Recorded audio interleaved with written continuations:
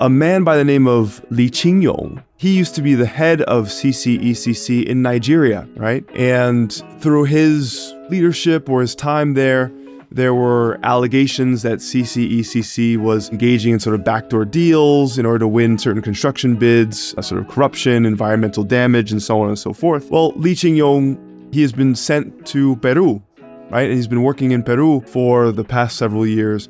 And there have been corruption allegations there as well, right? So what I'm trying to get to is countries from both regions can really be looking and sort of see their trends, see their behavior there.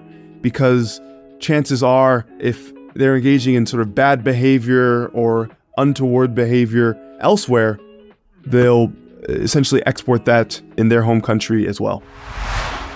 I think the Chinese side has realized that there is a big demand on the African continent for professional military education, for, sending officers to foreign military academies. I mean, the Africa Center for Strategic Studies did a study that came out a few years ago based on interviews with rising military officers from over 35 African countries. And one of the things that came out of that study is that over 75% of the respondents said that foreign professional military training is the most consequential and important part of their work in terms of generating an identity. So I think that China is going to double up on that. In any case, China already trains more African officers than any other industrialized country. The China in Africa podcast is brought to you in partnership with the Africa-China Reporting Project at Wits University in Johannesburg. The ACRP promotes balanced, considered reporting on China-Africa relations through training programs held throughout the year. More information at africachinareporting.com.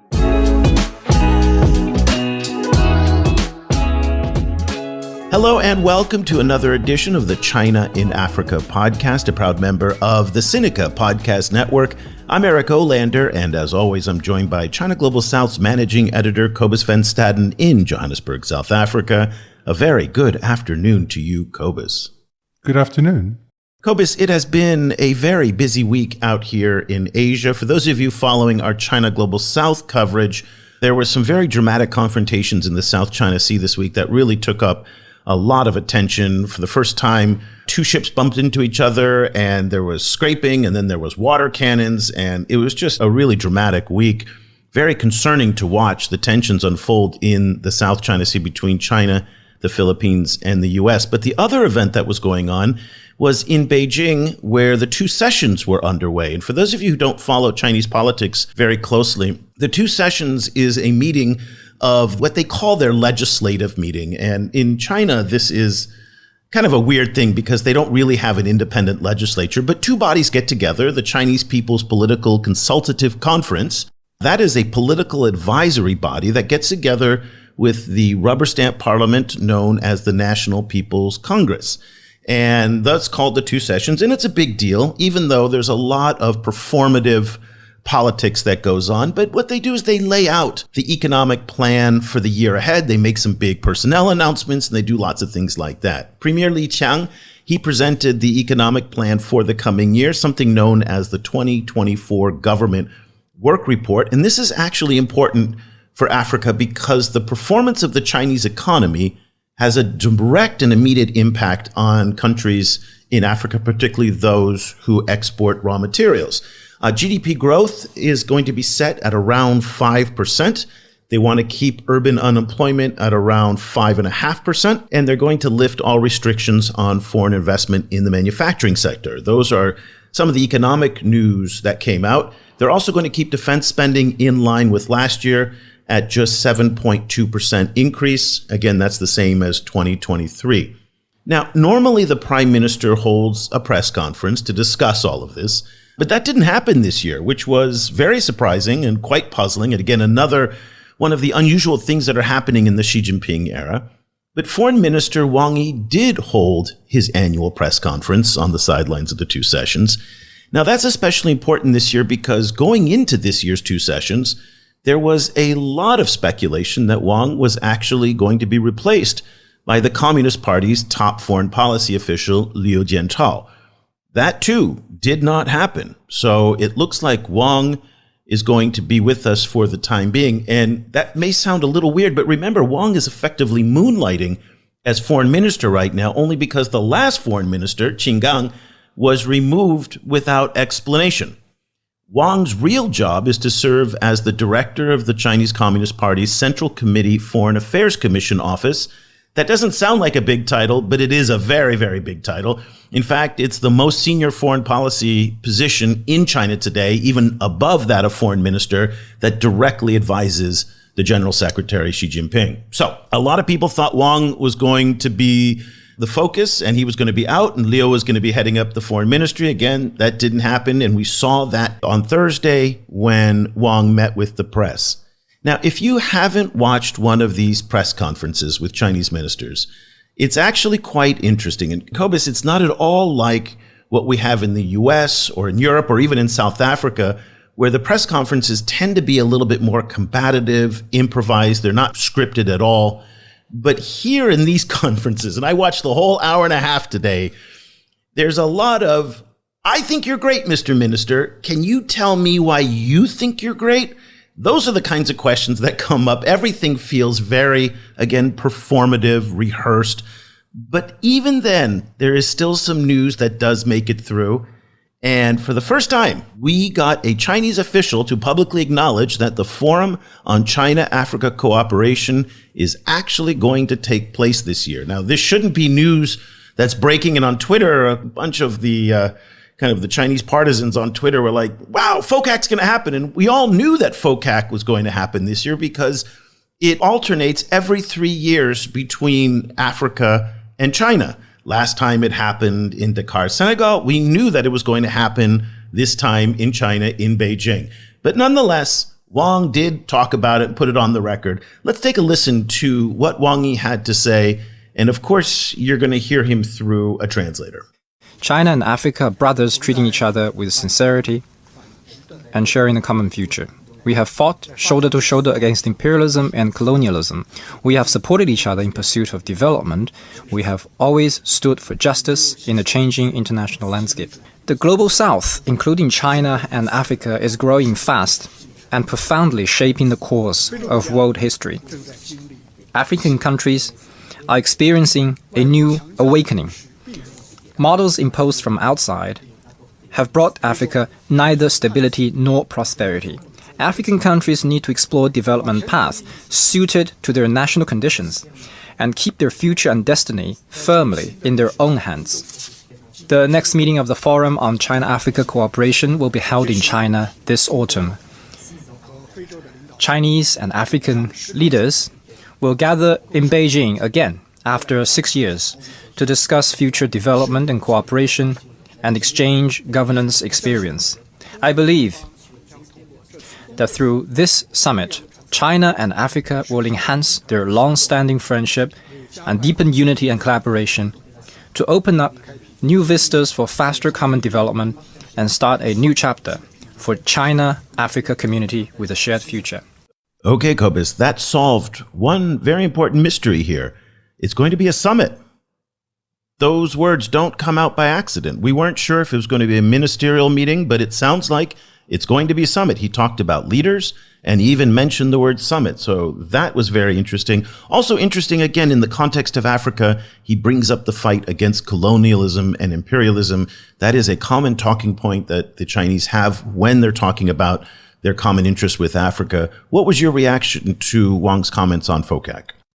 Well, as you say, the most notable part of the comments is the fact that he made it at all. Because frequently with the Chinese government, they don't formally announce Focac almost until literal days before it actually takes place. Well, everyone knows it's happening, the date and so on is confirmed right at the last minute. So the fact that it's acknowledged so far ahead and that it's even kind of listed as a summit, I think is notable. It's also, I think, notable that they're hitting the anti-colonial, anti-imperialist note because that their comments on on the situation in Gaza was recently also kind of framed in similar kind of like positioning the issue there in this kind of anti-colonial frame. So it's notable that it's kind of coming up again, and it obviously also connects back to this kind of long history that China has with Africa, like dating through the 20th century. So I thought that is all very interesting in terms of optics, but of course, as usual, it's very little specific. So it'll be interesting to see what develops from now on.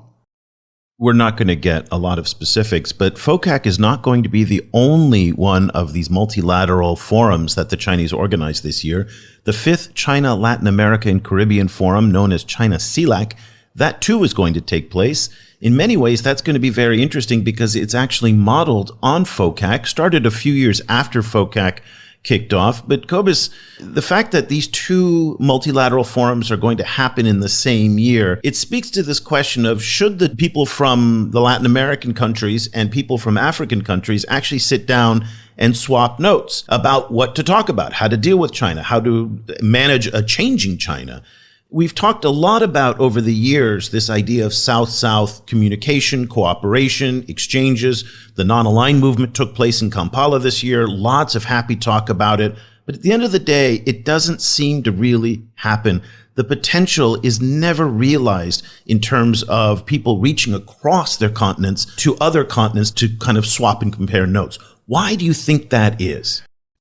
It's a very good question. I think if they did manage to coordinate talking points, they would probably get more done. As you say, there's a lot of talk around South-South cooperation and not as much South-driven cooperation between developing countries. I think a lot of that has to do with the leaders from these countries simply being very wrapped up in national issues and that their kind of bandwidth for multilateral cooperation in their own region tends to be continental rather than transcontinental. So, it's one of these things that everyone is always calling for, but it actually happens very, very seldomly, even though I think it would be very valuable if they actually met and discussed these issues, particularly before the summits. Well, it caught our attention that there's a new article that came out, Lessons from China's Foreign Diplomacy in Africa, Latin America, and the Caribbean, which does talk about this idea of swapping notes, sitting down to compare, and it was written by two regional experts. One is an old friend of the show's, Paul Nantulya. Many of you who've been listening to the show for a long time will know Paul. He's a research associate at the Africa Center for Strategic Studies at National Defense University. And also Leland Lazarus, the Associate Director for National Security Research at Florida International University in Miami. Leland, Paul, thank you so much for getting up early to join us on the show. It's wonderful to speak with you. Great to be here. Thank you so much, Eric.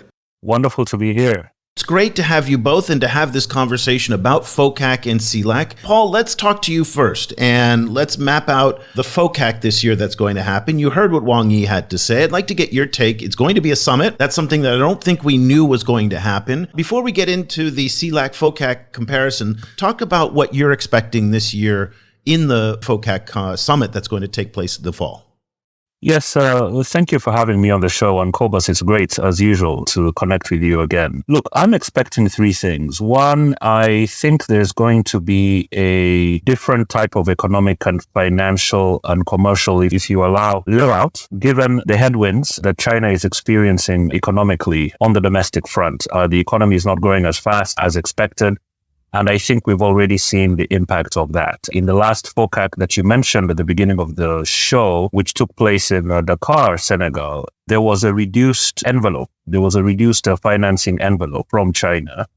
And we've also seen a drop in Belt and Road funding for infrastructure, communications, and that sort of thing. So I think this is going to be tightened further. The second thing I expect is a renewed push for the softer elements of engagement. These are soft, low cost, but high impact. So we're talking of scholarships, we're talking of people-to-people engagements, we're talking of government trainings, training of civil servants. I think that is going to be upped. There have been indications from Wang Yi, Liu Jianchao, and other senior officials that they really want to step up that aspect of engagement given the post-COVID, if you will, because a lot of this people-to-people work, government-to-government work, and the fellowships and scholarships had suffered as a result of the restrictions that had been imposed as a result of COVID. So I think that's the second thing one would expect. I think the third thing, Eric, I think we are likely to see is the security side, the military and security cooperation engagement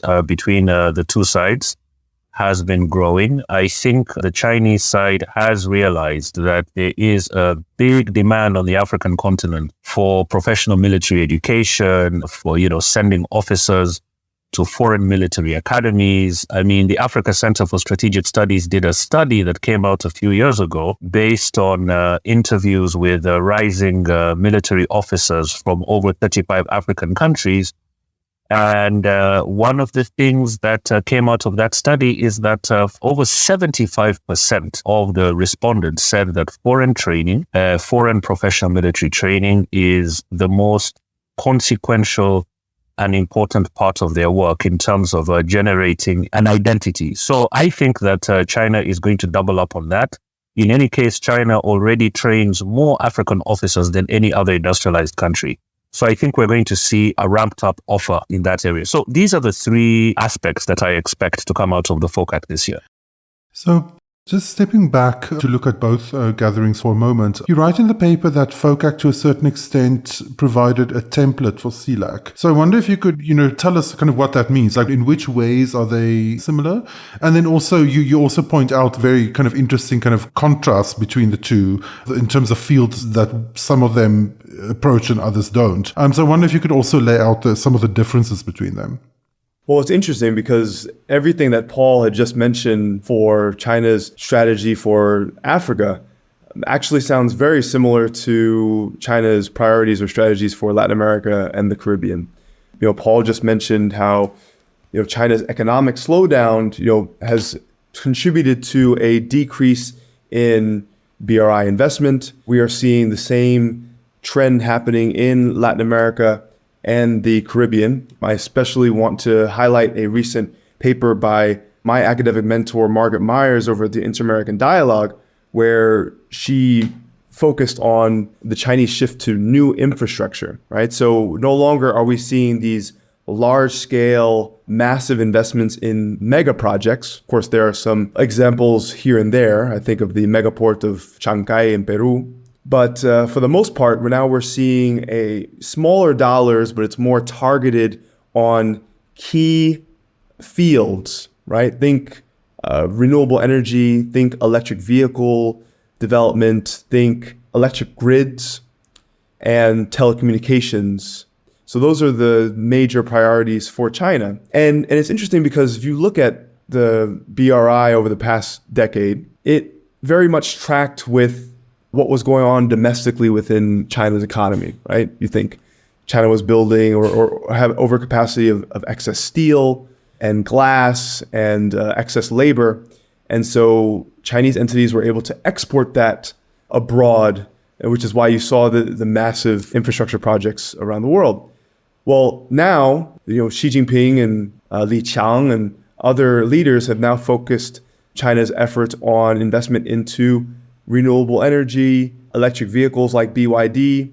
And there's a very real concern from around the world that then there's going to be an overcapacity of this kind of technology. Already Europe is feeling some of that. There's concern in the US that BYD setting up manufacturing areas that they could maybe start to sell electric vehicles to the US. Well, that's already happening in Latin America and the Caribbean. There's BYD factories already popping up in Chile and Brazil and Uruguay.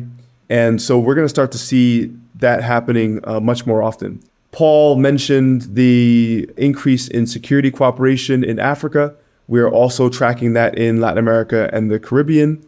I want to give a specific example of this, Ecuador, because last year Ecuador and China signed a free trade agreement.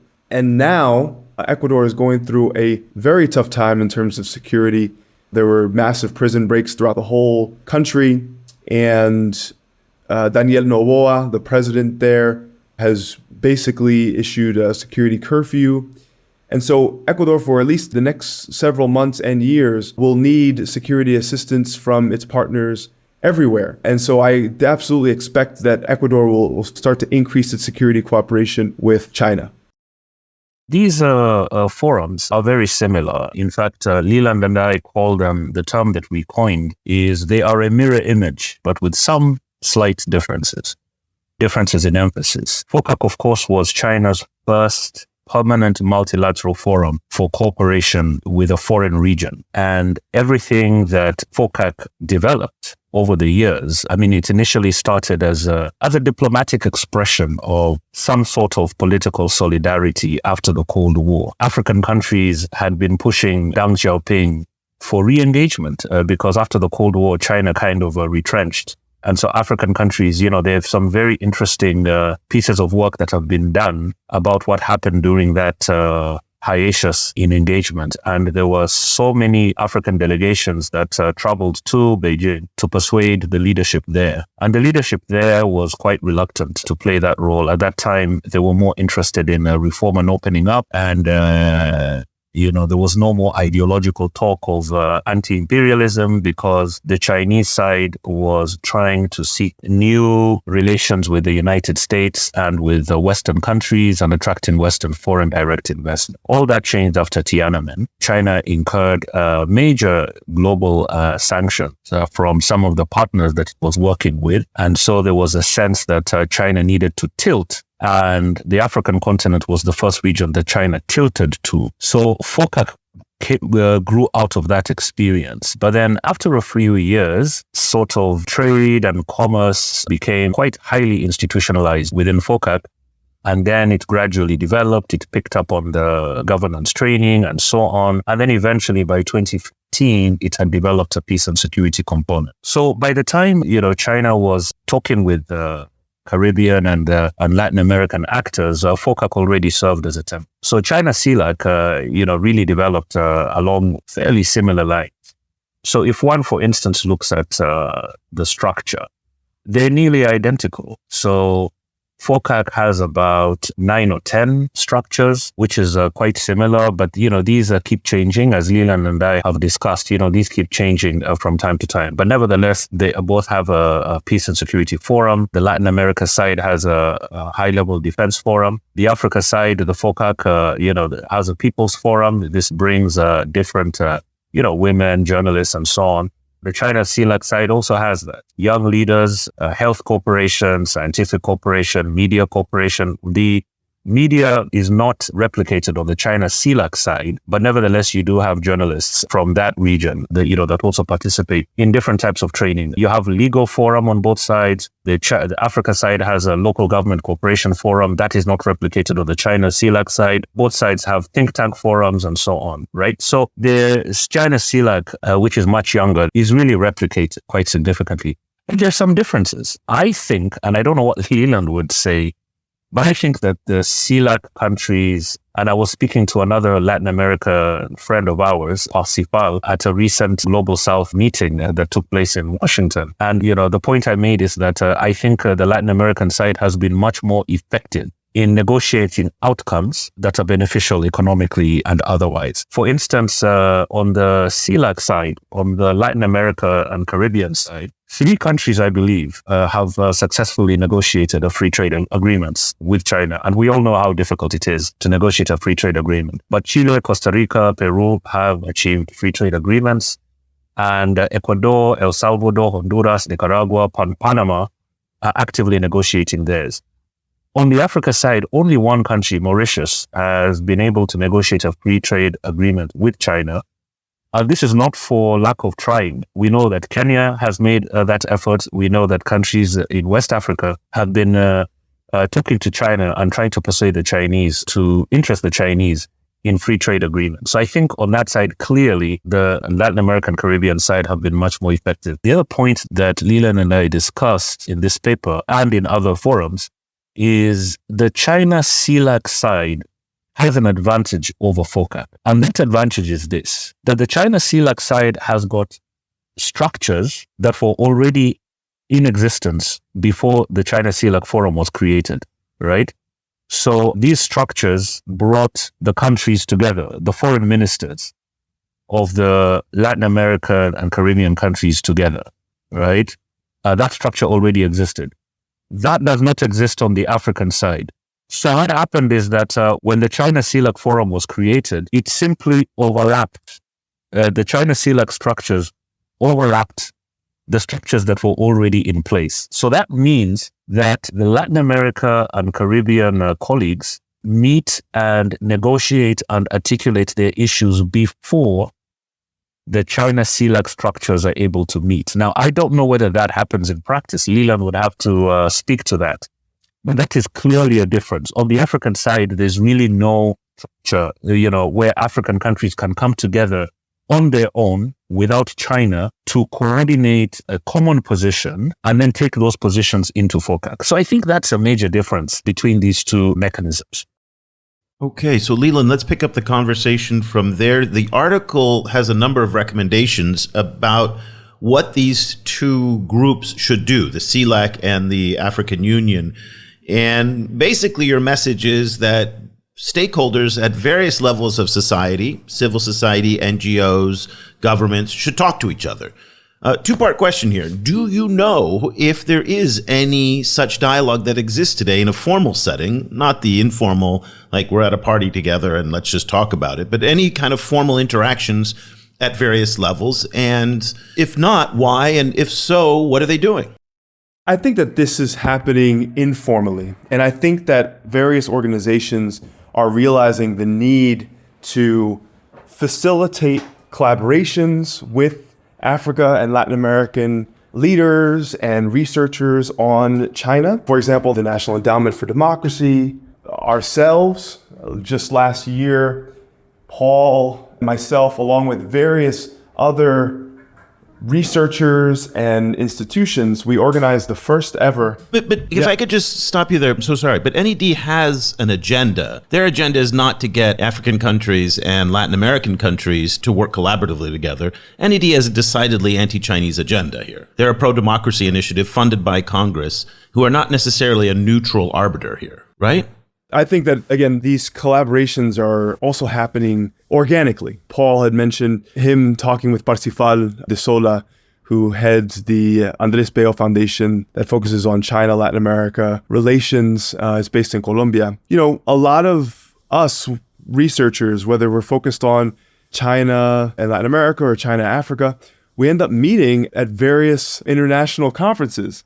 And it's there where we start to actually build those personal networks and start to swap notes. But to your point, Eric, I do think that there needs to be more of a institutional way for this to happen. And so, of course, in our paper, we call out sort of several suggestions, which is the African Union could convene a senior officials coordination meeting similar to CELAC's national coordinators meeting in order to help to harmonize their positions ahead of Focac. We also say that governments should consult NGOs already collaborating and distilling cross-regional lessons, and government representatives should take part in independent civil society forums that will be held ahead of the summits and beyond. Third, NGO actors from both regions should intensify their collaboration and facilitate the sharing of experiences to really help to shape those policy priorities. And then lastly, the AU and CELAC should really engage each other more strategically to borrow lessons and develop a global and holistic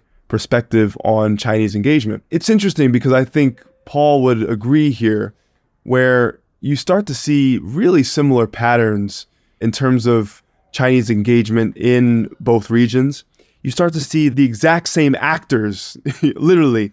And I'll give you a specific example of this. China Civil Engineering Construction Corporation, CCECC. Of course, it's a global state-owned enterprise, and they engage in various infrastructure projects. A man by the name of Li Qingyong, he used to be the head of CCECC in Nigeria, right? And through his leadership or his time there were allegations that CCECC was engaging in sort of backdoor deals in order to win certain construction bids, sort of corruption, environmental damage, and so on and so forth. Well, Li Qingyong, he has been sent to Peru, right? And he's been working in Peru for the past several years, and there have been corruption allegations there as well, right? So what I'm trying to get to is countries from both regions can really be looking to the same kind of companies that are operating in African countries or either elsewhere in other regions, and sort of see their trends, see their behavior there.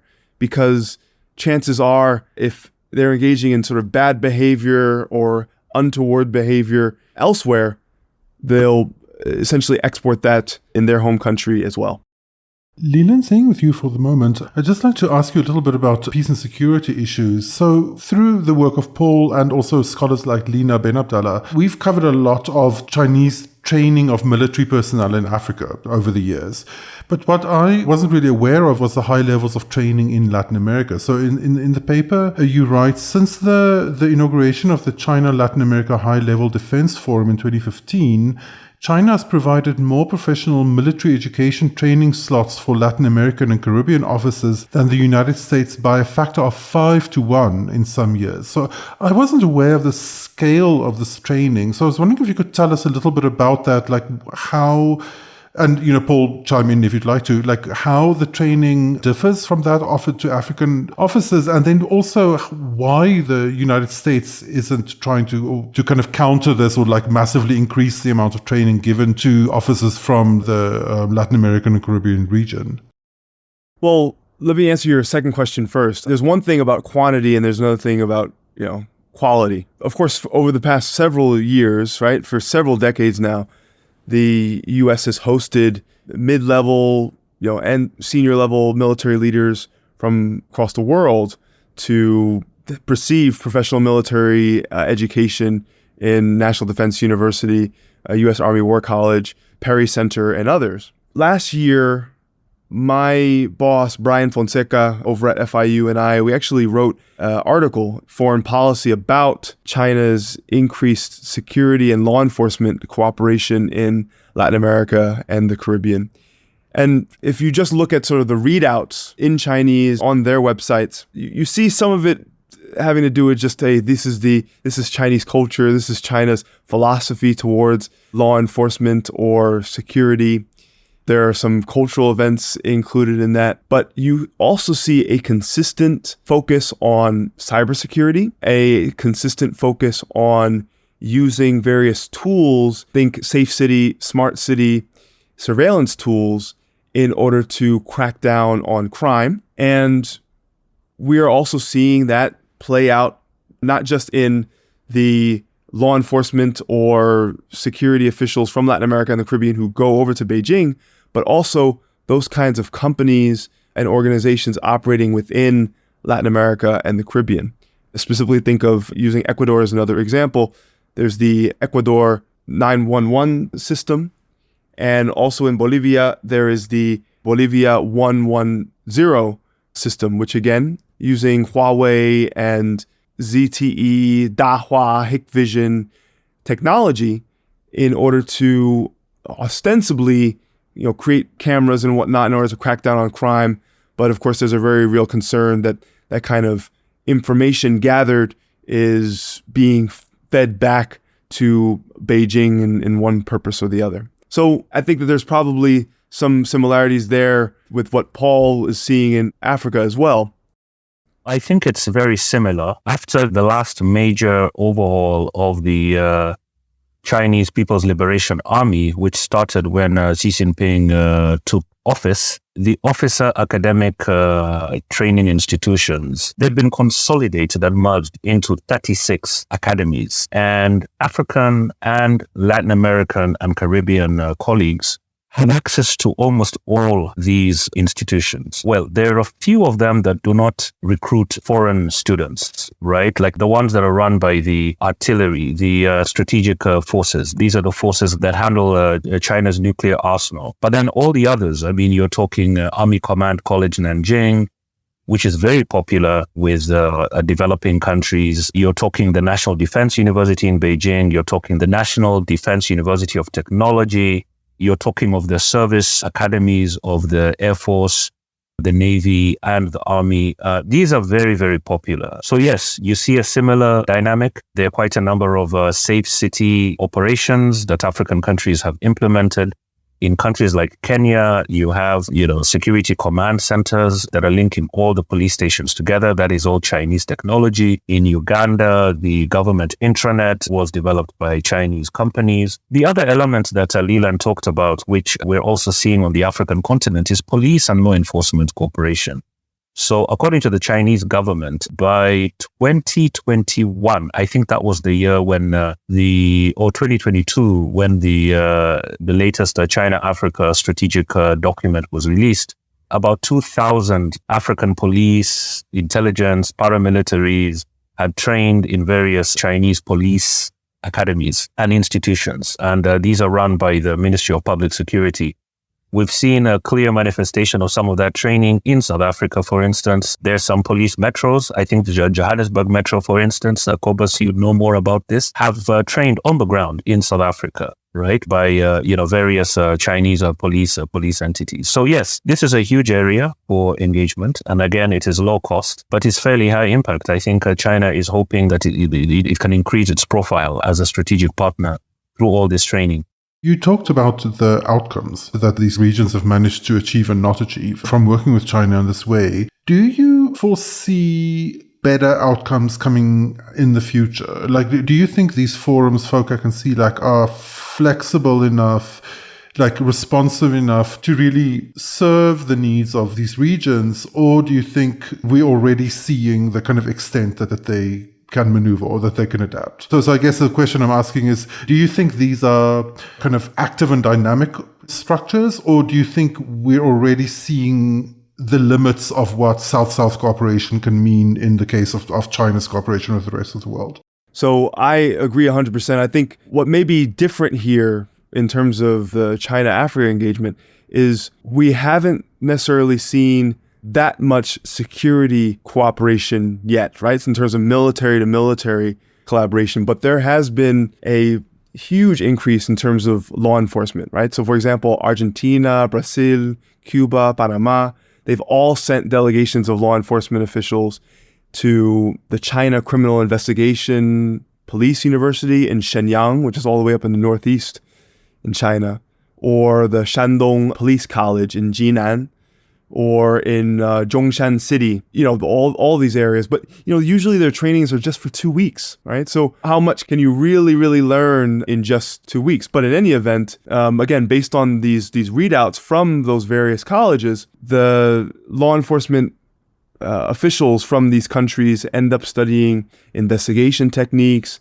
counter drug and counter fraud, forensics identifications, DNA technology and applications, chemical testing, drug testing. So I do think that there's a niche that at least the Ministry of Public Security is trying to fill in sort of a demand-driven need on the part of Latin American and Caribbean countries to boost their law enforcement capabilities.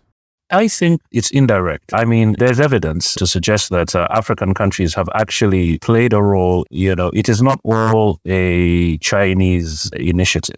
I think the African side, and there's evidence, and I've written about this, and many other colleagues, Lina Ben Abdallah has written about this, and Oscar Otele, and several others have written about the different ways in which African countries and private sectors, by the way, which we tend not to talk about, have actually shaped this evolution of Focac. And I think that comes down to the Chinese diplomatic approach, which focuses, it basically revolves around, sort of like Guangxi, where this is a concept where the partner is given leverage, is given space to negotiate key takeaways that would be beneficial in and of themselves for the Chinese side. So I think we've seen that. But the other thing I want to mention, of course, is that I think this goes beyond government. And Eric would know this, that, for instance, in the lead up to the previous Focac that took place in Dakar, there was a proliferation of independent civil society, NGOs, independent scholars and thinkers that came together in different working groups. And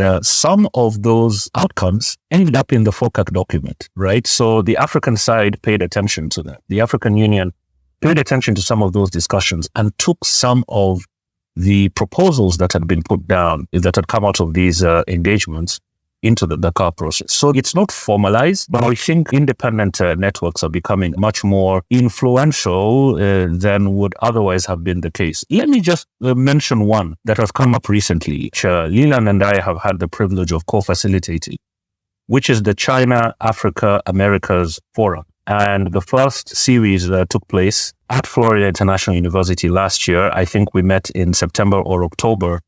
And this was the first meeting of its kind. It brought together African, Latin American experts and independent analysts and thought leaders together to reflect on Chinese engagements in their respective regions and to come up with lessons that both sides could take away from each other. And we are holding the next series this year. So again, this is simply plugging into initiatives that have come up in recent years where, private sector individuals and analysts and scholars have also sought to weigh in, to contribute to these mechanisms and to really make them accountable, right? Now, it's an evolving task, but nevertheless, I think it's an encouraging sign because it shows a level of citizen agency. And I believe we're seeing this also on the Latin America and Caribbean side. But we should also note that United States has also woken up, so to speak, because last year, the United States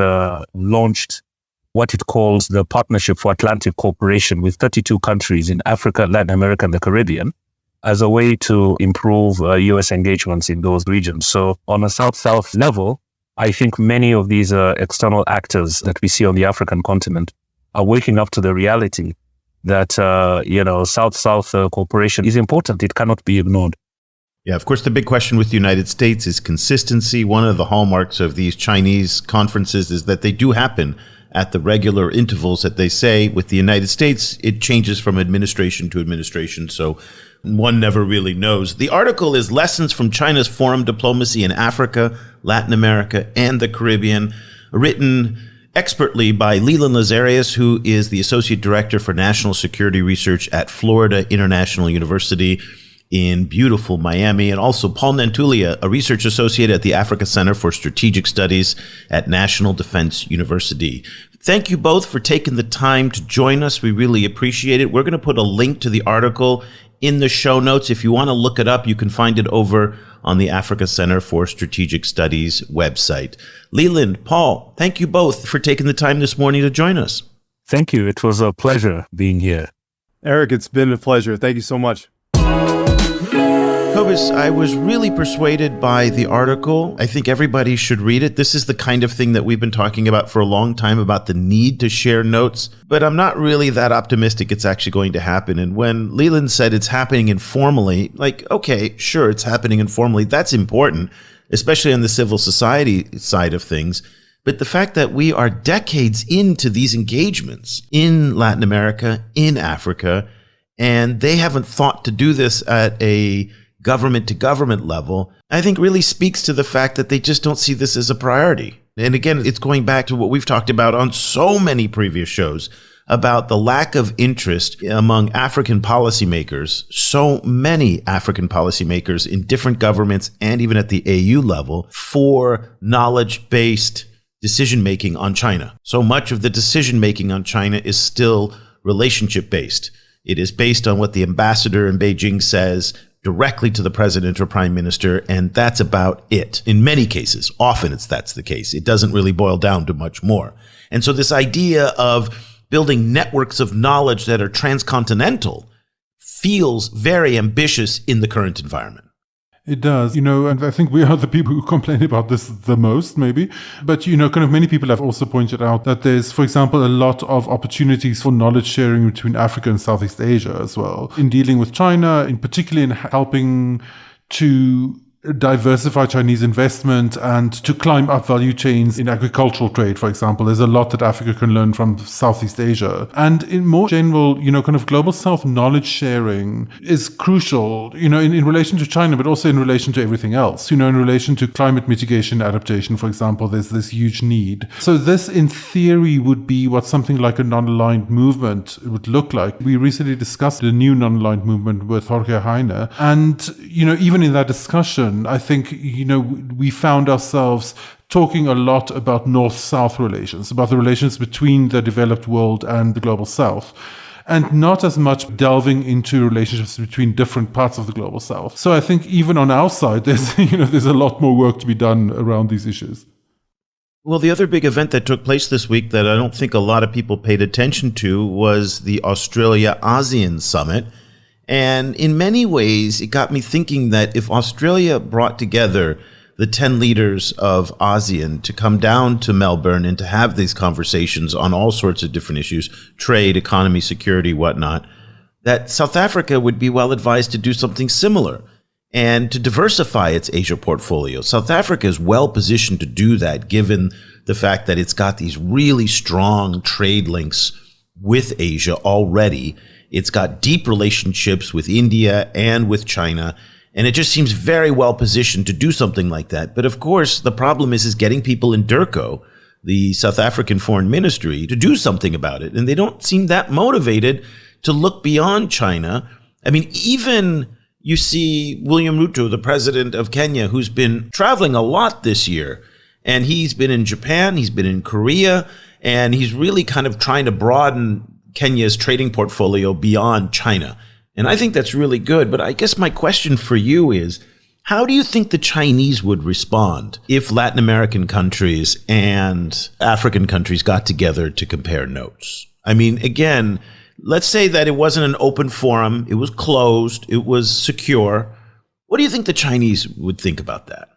It's a very interesting thought experiment, I think, because it's very difficult for a country that puts so much energy into promoting South-South cooperation. I think that China wouldn't really necessarily have that much of a leg to stand on if it wanted to complain, particularly if this wasn't arranged by, say, the US, if these were really from, say, Africa. And that was my point about NED. That was my point about when he mentioned NED. I was like, oh, okay, that's a little awkward. And, Europe, Australia, the same deal, right? So if it were 100% authentically driven from the South and only interested in speaking to other parts of the South, then I think China wouldn't have much grounds for complaining, although it may well find something to complain about. I think that would be incredibly valuable, and it would be part of the Global South setting its own agenda. But of course, that has generally historically not happened. And you mentioned Durko, the South African Department of International Relations and Cooperation. And, just from speaking with stakeholders at Durko, I just know that they are incredibly busy and incredibly kind of like undercapacitated. And this is true for foreign ministries in many other Global South countries too. They are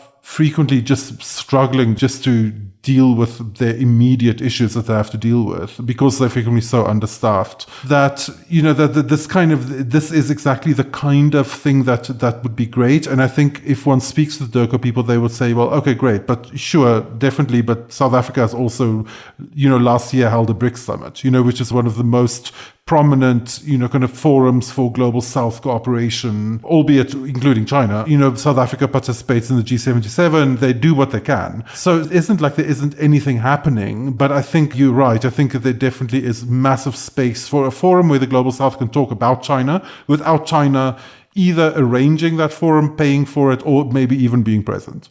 You got to bet that they would be spying on it, though. I'm almost sure that forum would be bugged. There is no doubt. Yeah, don't hold it at the AU headquarters.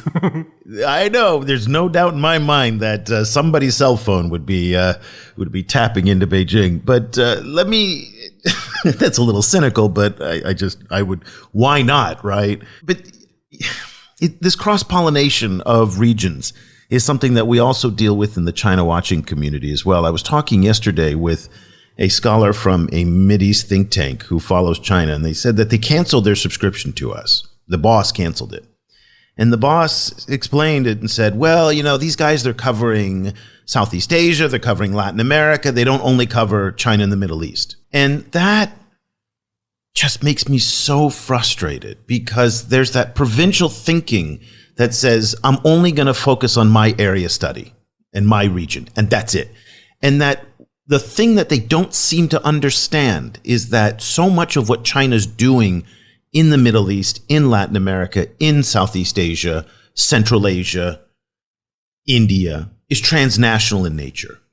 Whether it's Huawei, the BRI, debt, we can go down through any number of the issues. And that if you don't understand what's happening in Southeast Asia. For example, the 7.2% military budget increase, most of that is going to be going to Southeast Asia, and the fantasies that the Pentagon has of a military base on the west coast of Africa, combined with the fantasies that some people have in the Middle East about China replacing the United States as the military hegemon. If you're thinking in those worlds, you don't get it. And that's because you're not paying attention to the bigger picture.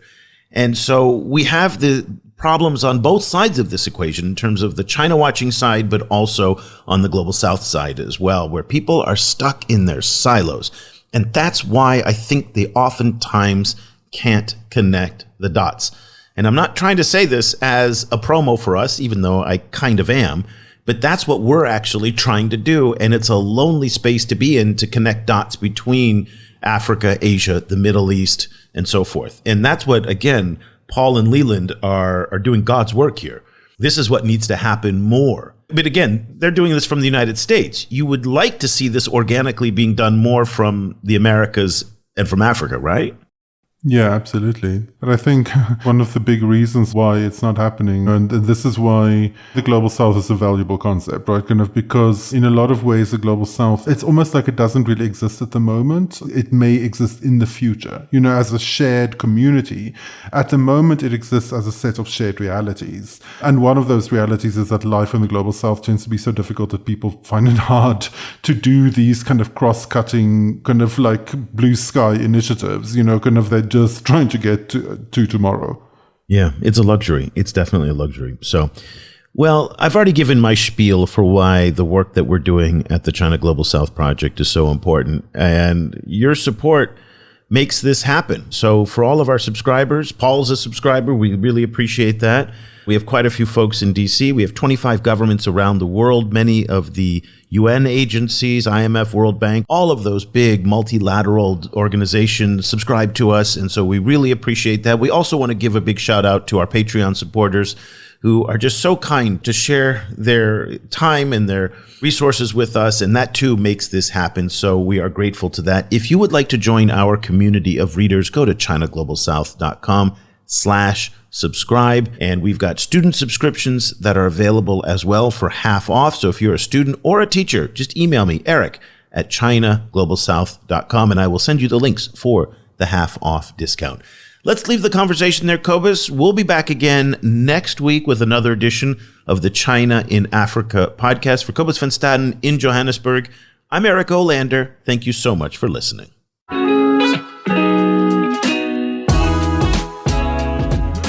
The discussion continues online. Tag us on Twitter @ChinaGSProject and visit us at ChinaGlobalSouth.com. If you speak French, check out our full coverage at projetafriquechine.com and AfriqueChine on Twitter. That's Afrique with a K. And you'll also find links to our sites and social media channels in Arabic.